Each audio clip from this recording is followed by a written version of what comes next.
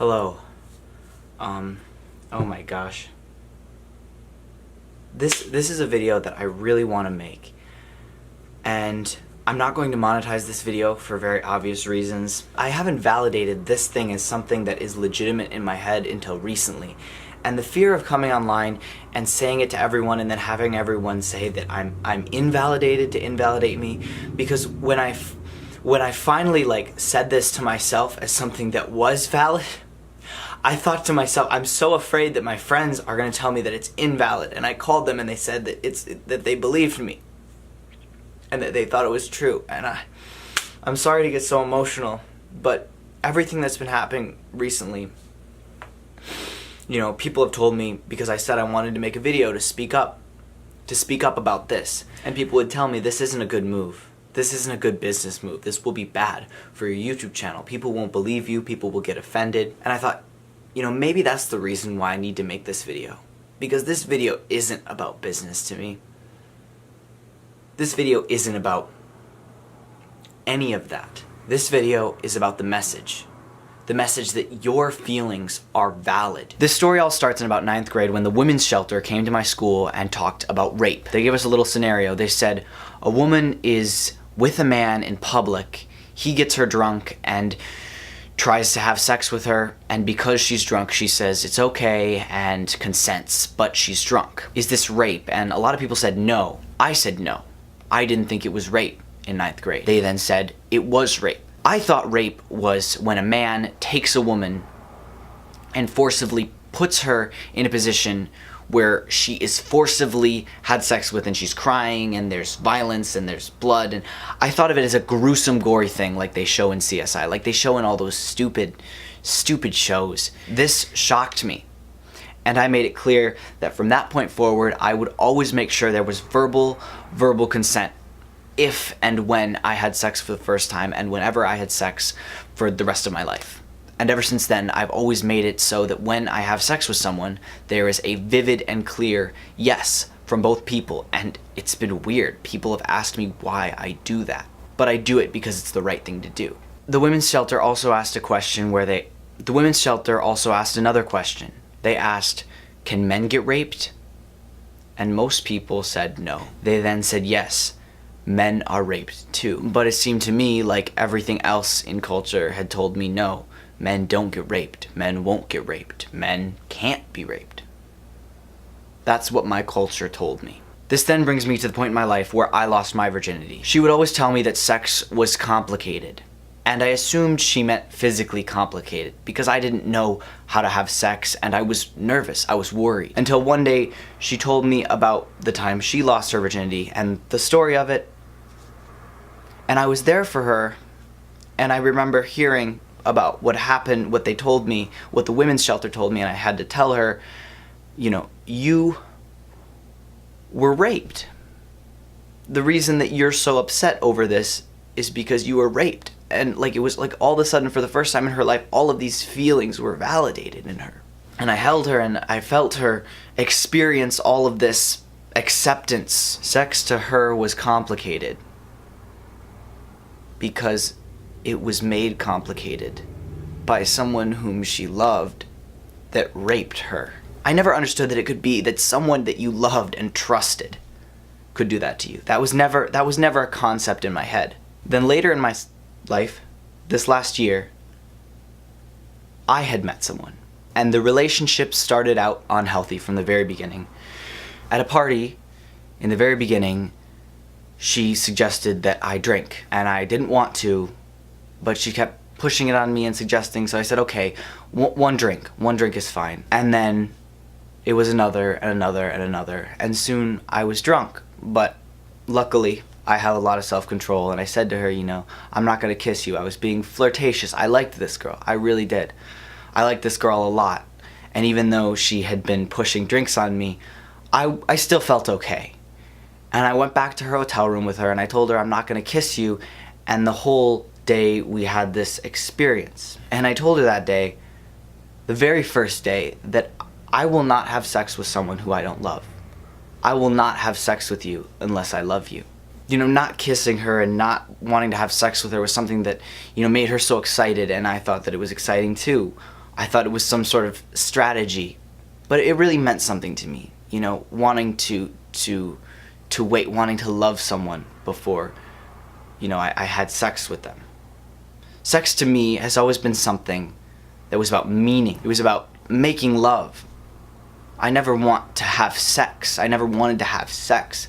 I've always wanted to make love. The next night it happened again. We did the flirtatious thing again. And then when I finally moved away from home, I started to stay over at her place. This was the beginning of an unhealthy relationship where we had no separate personal lives. It was just us. We would spend weeks together. I would not see my friends or my family for weeks. I would not respond to anyone on my phone. And during this time, there was a few nights where we were being intimate together and she would attempt to have sex with me, push me to have sex with her. I would say no, and she would keep going. I would keep saying no, and she would keep going and say, I'm sorry, I'm so sorry, I'm so sorry. And the hardest thing about this all is, like, I'm not mad at this person. I never want to reveal who this person was. Like, as much as this person hurt me, I loved them. She would cry, and I would say to her, it's okay. I would hold her and say, it's okay. You didn't mean to, you just got caught ahead of yourself. And this begun more emotional abuse on each other. During this relationship, this person would get extremely drunk, have me take them home, dress them, make their bed. One night, it got so bad, I slept on the couch because I wasn't feeling comfortable, and in the middle of the night, they got up screaming at me and forced me to sleep in their bed and cuddle them. One night we were having fun together, and she had some wine in a bag in her fridge. And this night she poured me a massive glass, and I said, no, I just want a little. So I began to drink it very slowly, and I did. And she said, no, more, chug, chug, encouraging me to drink a lot. And this was wine in a bag. I figured it was just like normal wine, but after being told to drink a majority of it, I had been more drunk than I had ever been in my entire life. I'd never felt being drunk like that. I never wanted to be drunk like that. After I was very drunk, we began to talk, and it got very emotional. And this night I told her, you know, I'll only have sex with someone I love. I want to love you before we have sex. And she told me that she loved me this night. She said she loved me. And I said, I love you back. And I was being serious because I did love her back. She then proceeded to try to have sex with me, and for the first time in my life, I had let her. I was drunk. I barely remember anything. But I remembered that I thought that we loved each other. I thought that this person and I were making love. And the very next day, she told me that she did not love me. And ever since then, it was going downhill. Her telling me that she hated me, telling me that I was a bad person, her then sleeping with other people, and then talking to me as if things were the way they always were, and me then saying, why? And her saying, oh, sorry, I didn't want you to know, and me feeling heartbroken, and me feeling useless and meaningless, and being told I'm meaningless, and her telling my friends to tell me that she hated me. And even still to this day, every time I see her, I feel powerless to her. I feel like she owns me. It's not that I have respect for her, it's that I have no respect for myself when I'm with her or around her. And when I finally started talking to people about everything that had happened, and they said to me, you know, you were sexually assaulted or raped,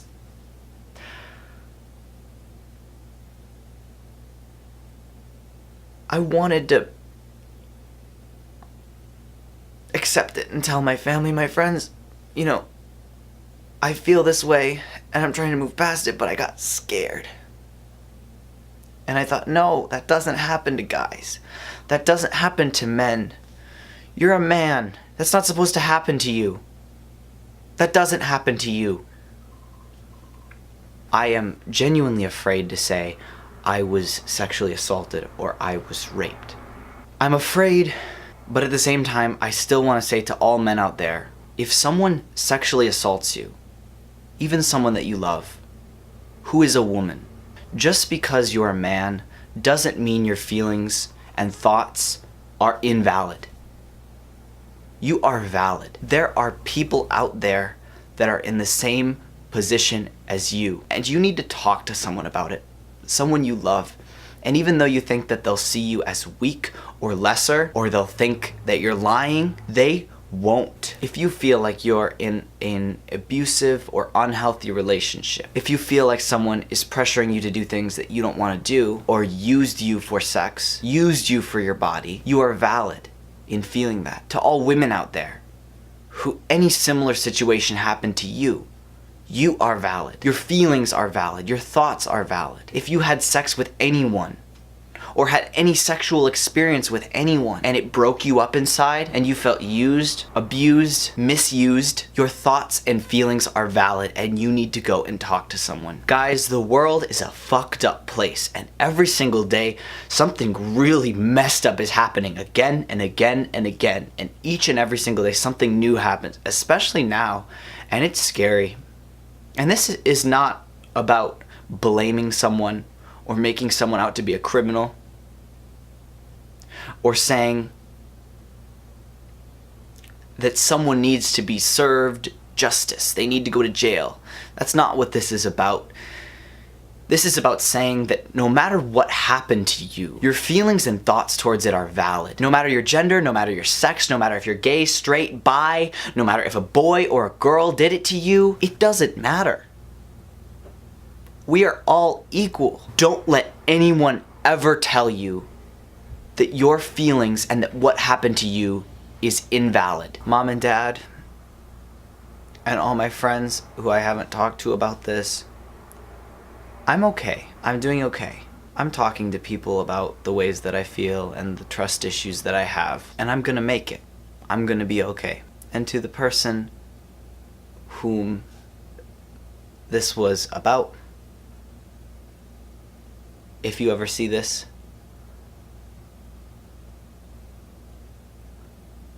please don't message me or talk to me.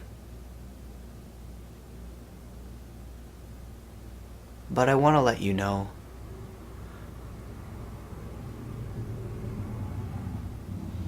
that I know that you aren't trying to hurt me. And I forgive you.